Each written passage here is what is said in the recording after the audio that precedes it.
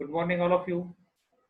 फिर से video lecture में आपका स्वागत है। हम क्या देख रहे थे? Chemical kinetics. सबसे पहले हमने केमिकल काइनेटिक्स में उसका इंट्रोडक्शन देखा था, बाद में रेट ऑफ रिएक्शन देखा था, उसके बाद में रेट ऑफ रिएक्शन का जो टाइप्स थे वो टाइप्स देखे थे। कौन कौन से थे? एवरेज रेट ऑफ रिएक्शन और instantaneous rate of reaction. Average rate यानी क्या? Large interval of the time. और इंस्टेंटेनियस रेट यानी कि क्या? Small interval in the interval of time. अभी हमने थियोरेटिकली समझा था। ओके, थियोरेटिकली यानी क्या? थ्योरी से हम राइट डाउन कर सकते हैं, इसे हम क्या कहेंगे? थियोरेटिकली। ओके, देन अभी इसका हमें रेट ऑफ रिएक्शन भी निकालना, डिटरमाइन करना था, वो भी डिटरमाइन किए। ठीक है, अब हम एक नया कंसेप्ट देखने जा रहे हैं, रेट लॉ। इसे हमें एक्सपेरिमेंटली समझना है। कैसे समझना है? एक्सपेरिमेंटली समझना है। ठीक है, अब ये रेट लॉ क्या है? देखिए क्या कहता है rate law. The rate of reaction at given temperature for a given time instant depends on the concentration of reactants. यानी कि यहाँ पर रेट ऑफ रिएक्शन को का टेम्परेचर जो रहेगा और जो टाइमिंग रहेगा वो किस पे डिपेंड रहेगा? कॉन्सेंट्रेशन ऑफ रिएक्टेंट पे डिपेंड रहेगा। यानी कि यहाँ पर ऐसा भी कह सकते हैं, rate concentration relation is the rate law. Okay, यानी कि यहाँ पर रेट लॉ का रिलेशन रेट कॉन्सेंट्रेशन से है। अभी यहाँ पर हम रेट लॉ यानी कि क्या क्या है इसमें एक्चुअली, क्या वो क्या है देखना है। देखिए डेफिनेशन क्या कहती है। The mathematically expression gives relation between rate of reaction and molar concentration of reactant which rise to some power which may be or may not be to its stoichiometric coefficient in the reaction.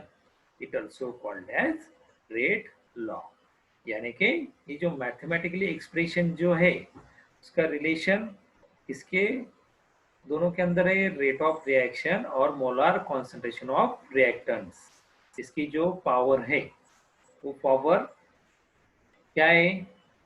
Which may be और may not be, इसके रहेंगे या किसके नहीं रहेंगे। Not to be equal to its stoichiometric coefficient in the reaction. Equal रहेंगे या नहीं रहेंगे उसके जो स्टाइकोमेट्रिक कोफिशिएंट है वो ये रिएक्शन में, इसे हम क्या कहेंगे? Rate law.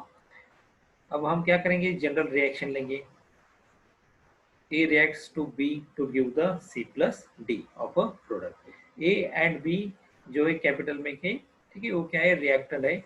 और C plus D जो कैपिटल में की जो है वो क्या है? प्रोडक्ट से।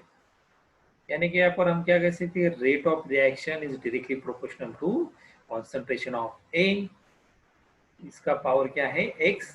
कॉन्सेंट्रेशन ऑफ B, इसका पावर क्या है? Y। यानी कि हम ऐसा भी लिख सकते हैं, rate is equal to K is a constant. K into concentration of A is a power X and concentration of B is power Y, where K is a rate constant. यानी कि K जहाँ पर भी रहा उसे क्या कहना है? रेट कांस्टेंट कहना है। It also experimentally proved, it is observed that the rate of reaction may not depend upon all the small a moles of A and all the small b moles of B. यानी कि experimentally ये क्या हो गया? Prove हो गया, observe किया हमने। क्या हुआ? इसका जो रेट ऑफ रिएक्शन है किस पर डिपेंड नहीं है? उसके मोल्स पे, स्मॉल ए के मोल्स पे डिपेंड नहीं है और स्मॉल बी के ऊपर डिपेंड नहीं है। इसलिए हम क्या कहेंगे इसे? रेट ऑफ रिएक्शन में not depend all the A moles of A and B moles of B. Okay, यानी कि स्मॉल ए और स्मॉल बी, ये क्या है? इसका रेट ऑफ रिएक्शन इस पर डिपेंड नहीं है, ये मोल्स पे। But rate actually depends upon X moles of A and Y moles of B. यानी कि इसका जो एक्चुअली जो रेट्स है, रेट्स किस पर डिपेंड है? उसका जो पावर है, इसका उसका जो कॉन्सेंट्रेशन ऑफ रिएक्टेंट है, वो रिएक्टेंट का जो पावर है उस पर डिपेंड है। यानी कि यहाँ पर ये कॉन्सेंट्रेशन ऑफ रिएक्टेंट ऑफ ए, इसका पावर क्या है x, ओके, और इसका क्या है b का y। यानी कि जो x एंड y जो है उस पर क्या है, रेट डिपेंड है। In a is equal to x, a is not equal to x, b equal to y, b not equal to y। यानी कि पहले क्या कहा, डेफिनेशन में क्या कहा गया, मे बी और मे नॉट बी, ठीक है। यानी कि यहाँ पर a प्लस बी क्या कहते हैं, number of reactants take part in the reaction. जो a और b जो है मोल्स, वो क्या है, रिएक्टेंट के, वो क्या करती है, रिएक्शन में पार्टिसिपेट लेते हैं। और यहाँ पर जो x और y जो है वो क्या है, number of reactants which determine rate of reaction. जो x प्लस वाई जो है वो क्या करेंगे, रिएक्शन का रेट डिटरमाइन करेंगे। फॉर एग्जाम्पल देखिए क्या कहता है एग्जाम्पल में, 2 mole of nitric oxide plus dioxygen to give the 2 mole of nitrogen dioxide. यानी कि हमने यहाँ पर 2 मोल में क्या लिया, नाइट्रिक ऑक्साइड लिया, और 1 मोल में डाई ऑक्सीजन लिया, तो क्या मिला हमें, 2 mole of nitrogen dioxide. यानी कि इसका हमें अगर से रेट निकालने का रहा तो क्या करेंगे, rate is equal to K into nitric oxide of a reactant, okay. Nitric oxide क्या है, यहाँ पर रिएक्टेंट है, इसका जो पावर है कितना है 2, और डाइऑक्सीजन का पावर कितना है 1, बराबर। यानी कि रेट हम इस पर उसके जो पावर है उस पावर पर क्या है, रेट डिटरमाइन कर सकते हैं। दूसरा एग्जांपल देखिए, dihydrogen plus dichloride in which reacted to give the 2 mole of HCl। यहाँ पे देखिए इसका rate is equal to K into concentration of dihydrogen, it is a power of 0, and dichloride it is a power of 0। यानी कि दोनों का क्या है, यहाँ पर पावर 0 है, बराबर। अब अगर से 0 है तो फिर यहाँ पर क्या रहा, आखिरी में सिर्फ के रहा, यानी कि यहाँ पर कांस्टेंट के। इस रिएक्शन का जो रेट है क्या है, के। अगर से सेकंड एग्जांपल देखा जाए, बड़ा example, 2 mole of H2O2 to gives the 2 mole of water molecule plus dioxygen. इसका रेट क्या है, K into concentration of reactant of H2O2, it is a power is a 1। अब यहाँ पर देखिए ये क्या हो गया, स्लो स्टेप है, ठीक है। यहाँ पर ये रिएक्शन में 2 मोल दिए, 2 मोल का रिएक्टेंट है H2O2। यहाँ पर क्या हो रहा है, स्टेबलाइज कंपाउंड है, स्टेबल कंपाउंड का क्या हो रहा है, वो अनस्टेबल में जा रहा है। यानी कि उसको स्टेबिलिटी तो मिली है मगर वो कहाँ जा रहा है, अनस्टेबिलिटी की तरफ जा रहा है। यानी कि वो क्या हो जाएंगे, वहाँ पर स्लो स्टेप में रिएक्शन क्या हो जाएंगी, उसकी प्रोसीड हो जाएगी। देखिए सबसे पहले हमने H2O2 का फर्स्ट मोल लिया, 1 मोल लिया, 1 मोल क्या हो गया, यहाँ पर डिसोसिएट हो गया। डिसोसिएट यानी कि यहाँ पर बॉन्ड ब्रेक हो गया, H2O प्लस O, ये जो स्क्वायर ब्रैकेट में है, ऑक्सीजन रेड कलर में दिख रहा है, तो क्या है, नेसेंट ऑक्सीजन। अब यहाँ पर क्या हो गया, ऑक्सीजन का बॉन्ड ब्रेक हो गया, बराबर। यानी कि यहाँ पर बॉन्ड ब्रेक हो गया, यानी कि ये कैसे हो गया, स्टेबल से अनस्टेबल हो गया, बराबर। अनस्टेबल होने के बाद क्या हो गया, वो वहाँ पर स्टेप कैसे हो गई, स्लो स्टेप हो गई। बाद में दूसरा मैंने क्या किया, दूसरा H2O2 लिया, उसमें क्या किया मैंने, ये जो वाटर सॉरी जो नेसेंट ऑक्सीजन है वो ऐड किया, बराबर। तो मुझे यहाँ पर क्या मिला, H2O प्लस O2, यानी कि वाटर मॉलिक्यूल मिला और डाई ऑक्सीजन मिला, बराबर। यानी कि एक स्टेबलाइज कंपाउंड लिया मैंने, ठीक है, और जो एक अनस्टेबल लिया और एक स्टेबलाइज लिया, दोनों की रिएक्शन हो गई, कैसे हो गई, फास्ट हो गई। यानी कि क्या हो रहा है, वो अनस्टेबल है, अनस्टेबल से उसको स्टेबिलिटी मिलनी है, स्टेबिलिटी मिलनी है, यानी कि वो स्टेबल होने के वास्ते क्या करेगा, बॉन्ड फॉर्म करेगा। यानी कि बॉन्ड फॉर्म करने के बाद क्या मिलेगा हमें, water molecule plus dioxygen molecule. यानी कि क्या है, जो फास्ट रिएक्ट होता है वो कैसा होता है, फास्ट फर्स्ट स्टेप होती है। यहाँ पर क्या हो जाएगा, ये रेड कलर की जो नेसेंट ऑक्सीजन है वो कैंसिल हो जाएंगे। ओवरऑल रिएक्शन देखा जाए तो यहाँ पर 2 mole of H2O2 to give the 2 mole of water molecule plus dioxygen. इसके एप्लीकेशन है, एप्लीकेशन ऑफ रेट लॉ के एप्लीकेशन है शॉर्ट में सॉरी समझ लेना। और ये हमें एग्जाम में बोर्ड एग्जाम में 1 या 2 मार्क के लिए पूछते हैं। क्या है application?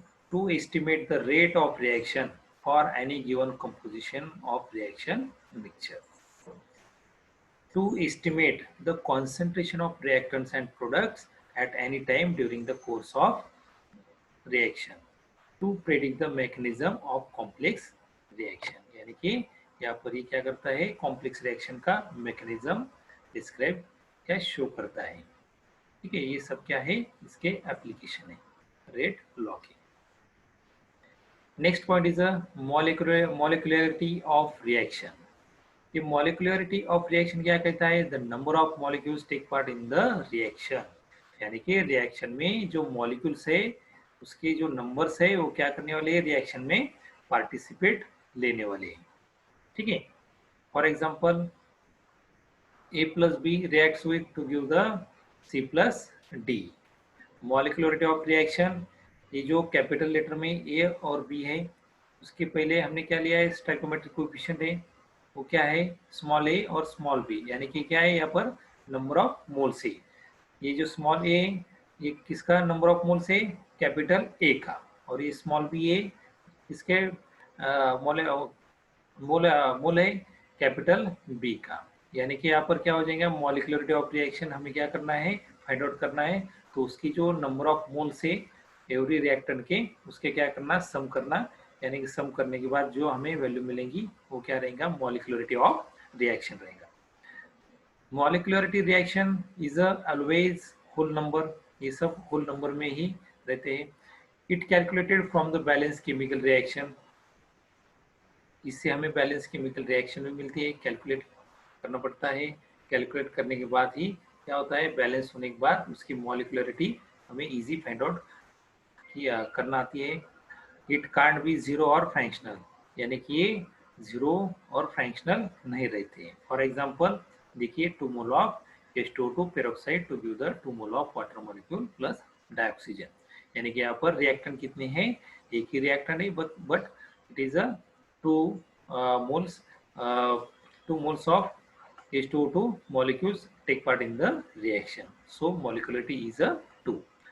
And next one example is the dihydrogen plus dichloride, in which process the reaction to form the 2 mole of HCl molecule, so in which 1 mole of H2 and 1 mole of Cl2 to give the 2 mole of HCl, यानी कि यहाँ पर H2 का 1 और chloride का 1 दोनों की addition की तो हमें क्या मिलेगा, 2, यानी कि इसकी मॉलिक्यूलरिटी कितनी हो जाएंगी, 2 हो जाएंगी। बाद में dinitrogen plus 3 mole of H2 to give the 2 mole of ammonia, यानी कि यहाँ पर डाइनाइट्रोजन का 1 मोल और डाइहाइड्रोजन का 3 मोल, 3 प्लस 1 कितने हो गए, 4 मोल्स। ओके, यानी कि इसकी मॉलिक्यूलरिटी ऑफ रिएक्शन कितनी हो जाएंगी, 4 हो जाएगी। ठीक है, another example is 6 mole of carbon dioxide plus 6 mole of water molecule to give the C6H12O6 plus 6 mole of O2, यानी कि यहाँ पर जो कार्बन डाइऑक्साइड और वाटर मॉलिक्यूल के कितने मोल्स है, 6 मोल है, दोनों का अगर से एडिशन किया जाए तो हमें कितना मिलेगा, 12 मिलेगा, यानी कि इस रिएक्शन की मॉलिक्यूलरिटी ऑफ रिएक्शन कितना रहेगा, 12 रहेगा। Next one is the classification of reaction. अब क्लासिफिकेशन ऑफ रिएक्शन जब आप देखते हैं सॉरी, इनमें 3 टाइप्स है, यूनिमोलिकुलर रिएक्शन, बायमोलिकुलर रिएक्शन और इंटरमोलिकुलर रिएक्शन। अब यूनि में यानी कि क्या, 1, यानी कि यहाँ पर क्या होने वाला है, ओनली 1, यहाँ पर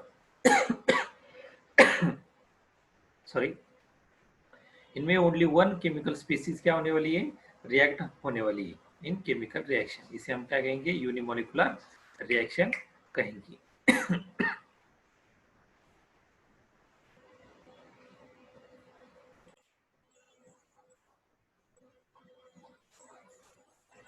यानी कि यूनिमोलिकुलर रिएक्शन में ओनली वन स्पीसीज क्या हो जाएंगी, यहाँ पर रिएक्ट हो जाएंगी। इसे हम क्या कहेंगे, यूनिमोलिकुलर रिएक्शन कहेंगे।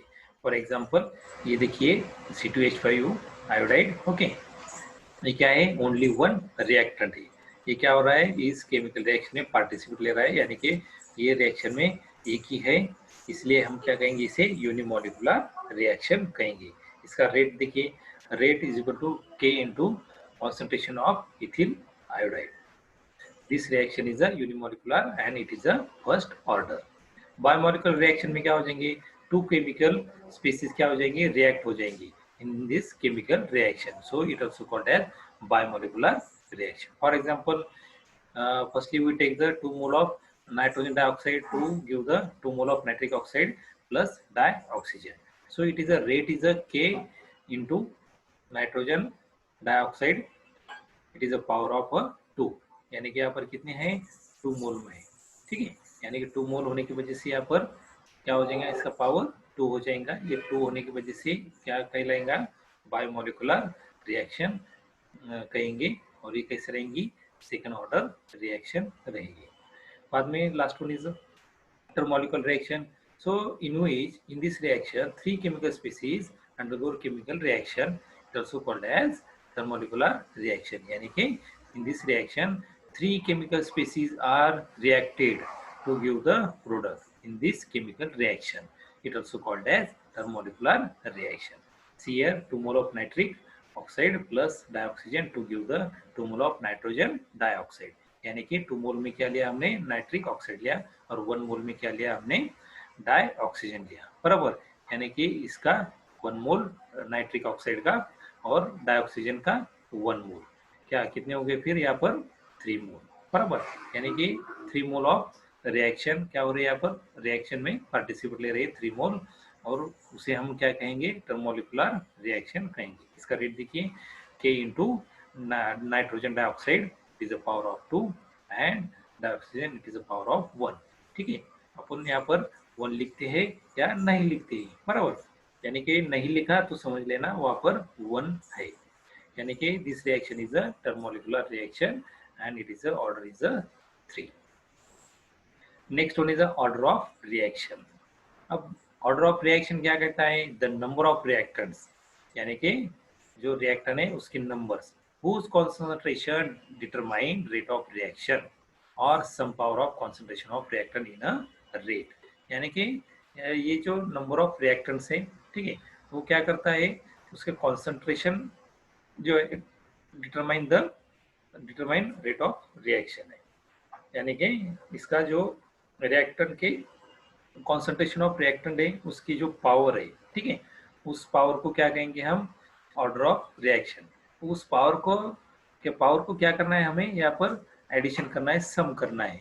यानी कि अगर से एनी वन रिएक्शन के मोल्स कितने 1 + 1 रहे और उसका जो पावर रहेंगे 1 + 2 रहे, तो फिर 1 + 2 की क्या करनी है, एडिशन करनी है, यानी कि 3 हो जाएगा, बराबर। यानी कि उसकी ऑर्डर ऑफ रिएक्शन 3 कहलाएंगी।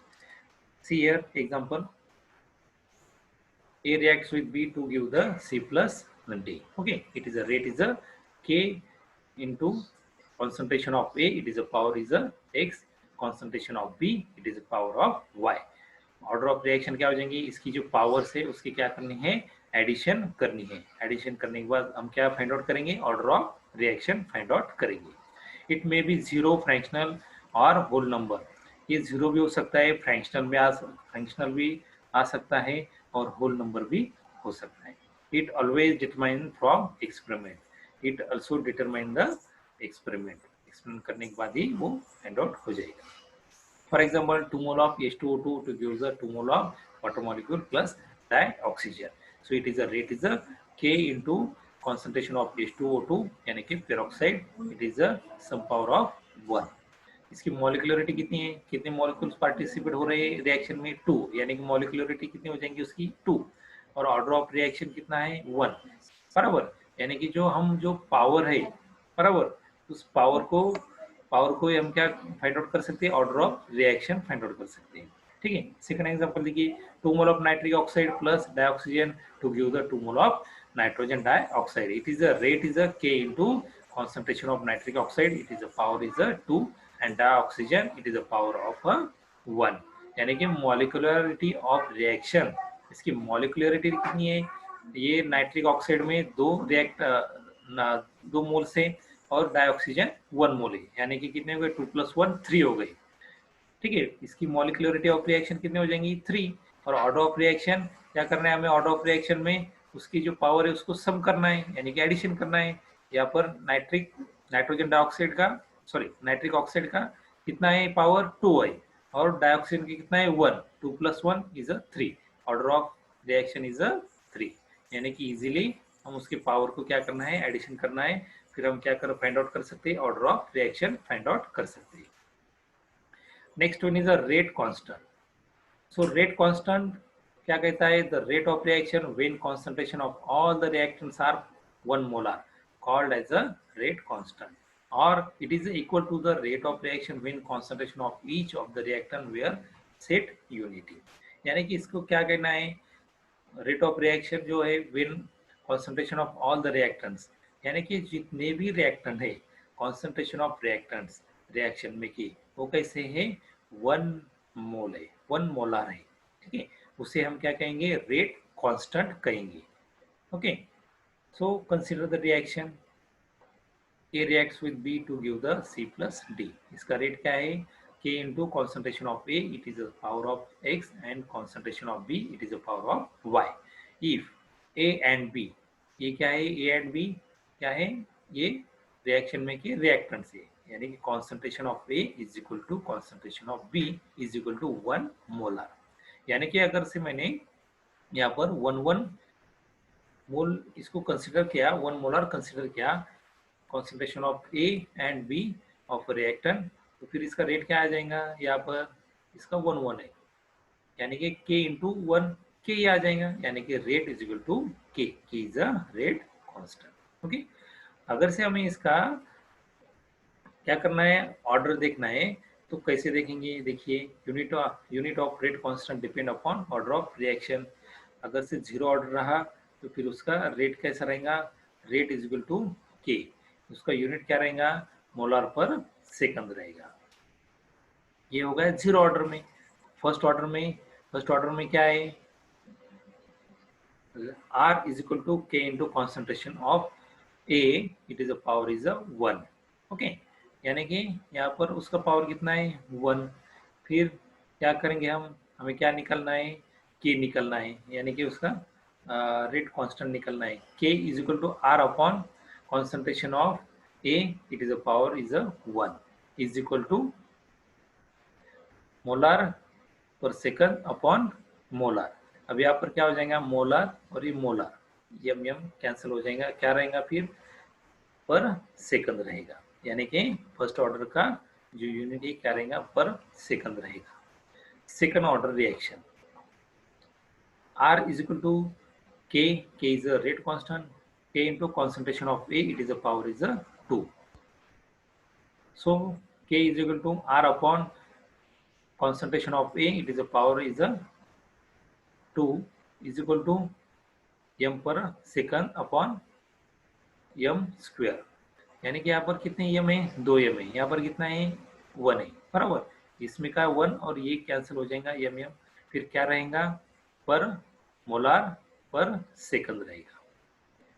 बाद में थर्ड ऑर्डर में देखिए, R is equal to K into concentration of A, it is a power is a 3। So K is equal to R upon concentration of A, it is a power is a 3 is equal to molar पर second upon m cube, यानी कि यहाँ पर m molar कितने हैं 3 molar है, यहाँ पर कितना है 1 है, यानी कि यहाँ पर एक एक कैंसिल होने के बाद कितने हो जाएंगे m स्क्वायर हो जाएगा, बराबर। अब m स्क्वायर है वो कैसे है, डिवाइडेशन में, अगर से वो मल्टीप्लिकेशन में आएगा तो कैसे आ जाएगा, माइनस में आ जाएगा, यानी कि पर रहेंगे हम, पर मोलार स्क्वायर पर सेकंड, ये होगा इसका थर्ड ऑर्डर का यूनिट। इसके कुछ फैक्टर्स है, factors influencing the rate of reaction. ठीक है, ये फैक्टर्स है शॉर्ट में इसको समझ लेंगे। कॉन्सेंट्रेशन, अब इसका कॉन्सेंट्रेशन क्या कहता है, देखो ये फैक्टर है रेट ऑफ रिएक्शन का। The rate of chemical reaction is directly proportional to the concentration of the reactive substance exceptionally for zero order reaction. यानी कि जो रेट है केमिकल रिएक्शन का, रेट कैसा है, directly proportional to the concentration of the reactive substances, but exceptional case क्या है, zero order reaction. Effect of temperature, the अगर से मैंने क्या किया रिएक्शन में, केमिकल रिएक्शन में उसका टेम्परेचर अगर से इंक्रीज किया तो उसका रेट ऑफ रिएक्शन भी क्या हो जाएगा, इंक्रीज हो जाएगा। Solvent, the rate of reaction increases or decreases with change of solvent. यानी कि यहाँ पर रेट ऑफ रिएक्शन का solvent sorry rate of reaction increase और डिक्रीज हो गया तो वहाँ पर भी सॉल्वेंट में क्या हो जाएगा, थोड़ा सा चेंजेस हो जाएगा। Light, not only heat energy but light may also alter the rate of certain chemical reaction। अगर से यहाँ पर हीट प्रोवाइड नहीं की तो हम यहाँ पर लाइट यूज कर सकते हैं, ठीक है। It also alter the rate of alter the rate of reaction. Okay, for example हम अगर से क्लोरोफिल यानी या फिर फोटोसिंथेसिस की रिएक्शन करते हैं तो फोटोसिंथेसिस रिएक्शन में हमें हीट देना पड़ता है क्या, नहीं। वहाँ पर क्या होता है, लाइट सनलाइट में क्या होती है, सनलाइट के प्रेजेंस में वो रिएक्शन कंप्लीट होती है, बराबर। जिसे हम क्या कहते हैं, फोटोसिंथेसिस रिएक्शन कहते हैं। कैटलिस्ट, कैटलिस्ट क्या कहता है, the rate of certain reactions are increase due to presence of certain substances in the reacting system. यानी कि अगर से केमिकल रिएक्शन की हमें क्या करना है, उसकी स्पीड बढ़ाना है या फिर रेट ऑफ रिएक्शन इंक्रीज करना है तो फिर हम क्या करेंगे, वहाँ पर कैटलिस्ट लेंगे। कैटलिस्ट क्या करता है, रिएक्शन का रेट क्या करता है, इंक्रीज करता है यानी कि उसकी स्पीड क्या करता है, बढ़ाता है विदाउट टू इंटरफियर। यानी कि वो क्या करता है, रिएक्शन में पार्टिसिपेट नहीं लेता है लेकिन उसको क्या करता है, उसकी स्पीड इंक्रीज करता है। Next one is the pressure, higher the pressure more is the rate of reaction. अगर से प्रेशर ज़्यादा से ज़्यादा रहा तो वो वो कैसा है, रेट ऑफ रिएक्शन भी कैसी रहती है, मोर रहती है। ओके गाइज, अगर से कुछ प्रॉब्लम रहा तो आप कमेंट भी कर सकते हैं।